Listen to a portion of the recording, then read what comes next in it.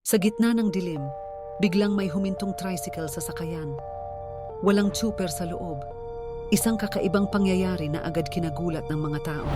Boses mula sa tricycle ang nagsalita, "Sumakay na, wag nang mag-atubili." Nagdulot ito ng takot at pagkalito sa mga nakakita. Sinubukan ng ilang tao na sumilip sa loob, ngunit walang tao.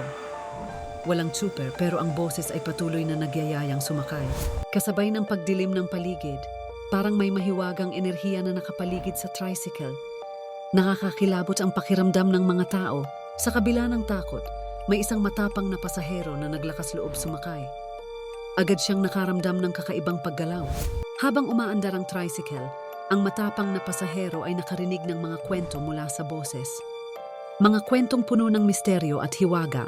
Pagdating sa destinasyon, biglang tumigil ang tricycle.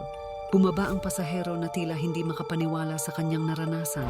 Nagtataka ang mga tao habang ang tricycle ay unti-unting naglaho sa dilim. Like and subscribe for more. Sino nga ba ang tricycle na walang tsuper?